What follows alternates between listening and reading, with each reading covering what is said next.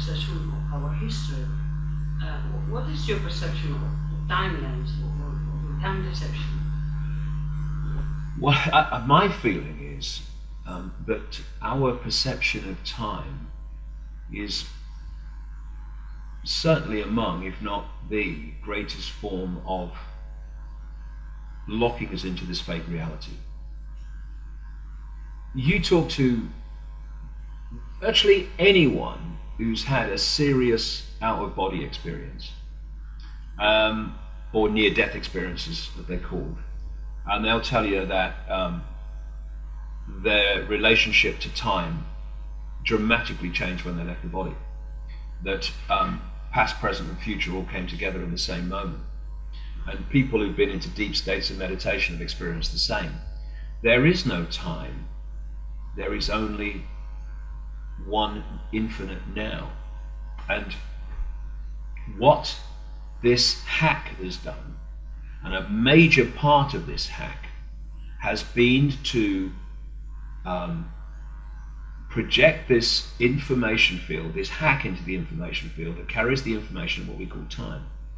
So time, as we perceive it, one thing following another in a sequence, in effect, is the way that we decode this hacked information.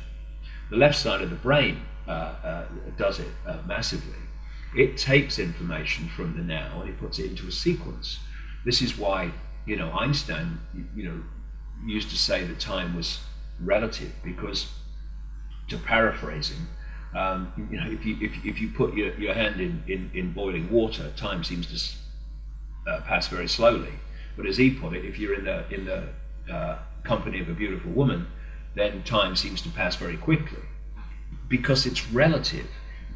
When you're in a situation that you don't really want to be in, then your decoding system, particularly in the left side of the brain, puts this sequence, constructs this sequence in a way that moves slowly, or appears to move slowly.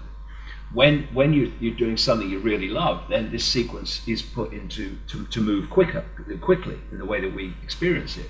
So time is completely relative. I mean, we have an invisible line in the middle of the ocean, and if you go that way across it, you go into yesterday, and that way you go into tomorrow, and it's like, it's crazy. I mean, this is crazy. It's all manufactured, and thus, when your greater awareness, your greater consciousness is operating in a state of no time now, the infinite now, but that which is experiencing this reality has got caught into this illusory sequence that we call time, then already they're in different realms of or states of being, which is already disconnecting the influence of one over the other, because they're in different realms. This is in the now, this is in time.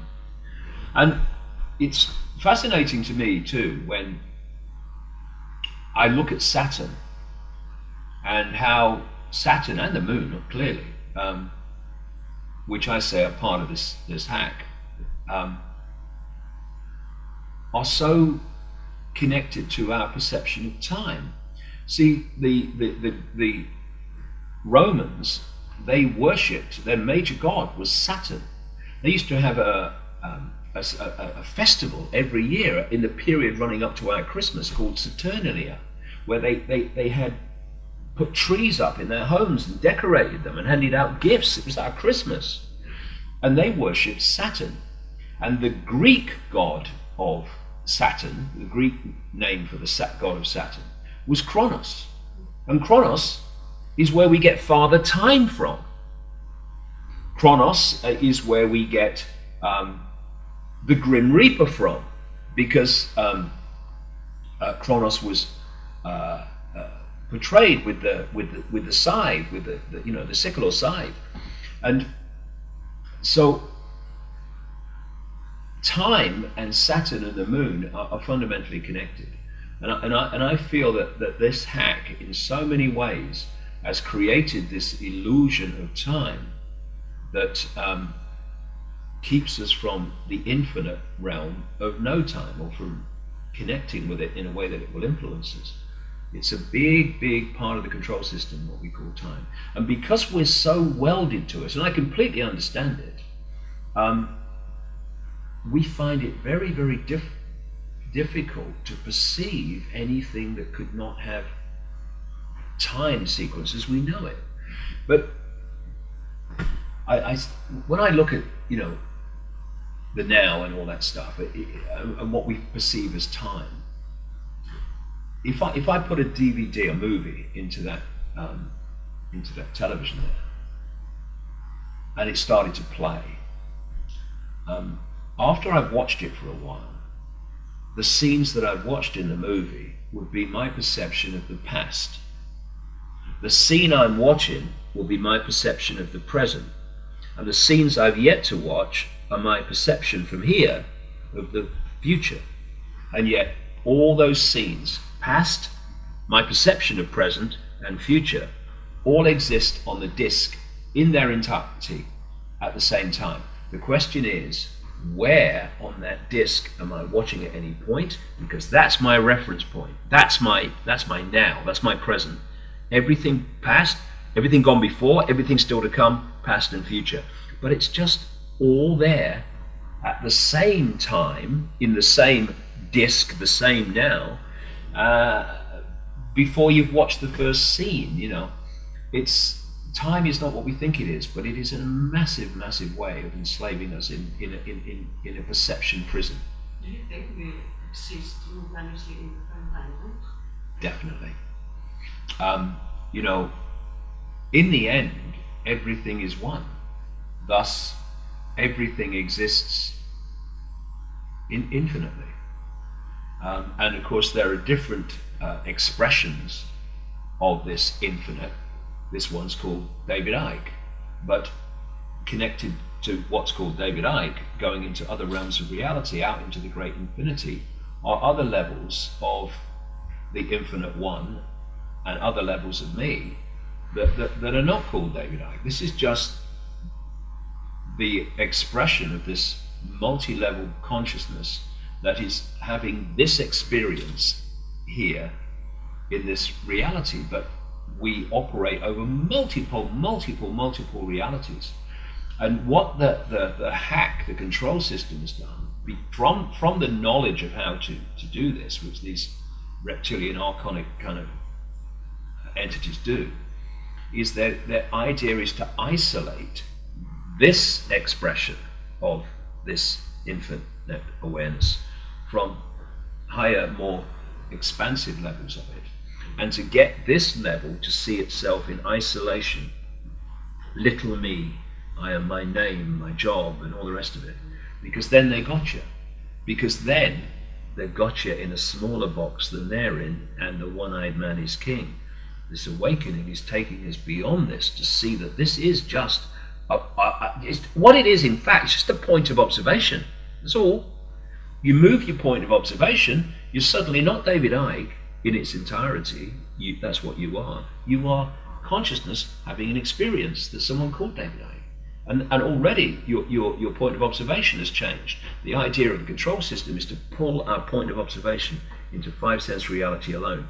And you look at the world, you look at society, you look at the way it's structured, and it's all about enticing the five senses. Look at this, smell this, feel this, you know, listen to this. It's all pulling us into the five-sense level of decoding reality, which is and one of the great pollutions that is being imposed upon us more and more is sound pollution. Sound pollution. And don't give people the chance to have silence as much as you can. Pull them in. Get them to put the telly on. Get in the car. Put the radio on. Kill the silence. Because when you go into the silence, you go into the all that is. Because people think that silence is nothing. What can you hear? Nothing. You can hear everything.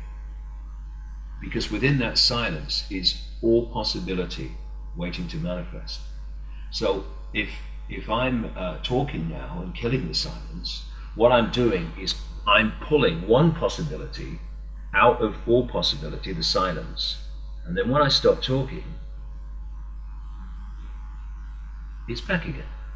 And so what we're doing is pulling possibilities out. We call it form, we call it manifestation. But in the silence and the stillness, which I've experienced in other states of consciousness, that's where everything exists. Some people call it the void. I don't like the name the void because it gives the impression of nothingness when it's everythingness. It's all possibility. Within that stillness and silence is all that is, has been, and ever can be. Because when you hear people say these phrases through your life. Oh, it's all that is, can be, and ever. And you think, before you kind of wake up, you think, well, what do you mean? It's all that is and ever can be. That's ridiculous. How can that? All possibility. All possibility must be all that is, can be, and ever can be. It wouldn't be all possibility. So then you start looking at you're looking at these paradoxes that aren't paradoxes. So you say, within this is everything and nothing. You can't have everything and nothing. You've got to be one or the other. Well, you have in this world, yeah, because that's the way we perceive it. But within all possibility, everything and nothing has to exist, or it's not all possibility. Everywhere and nowhere has to exist within all possibility. This is where it all comes from.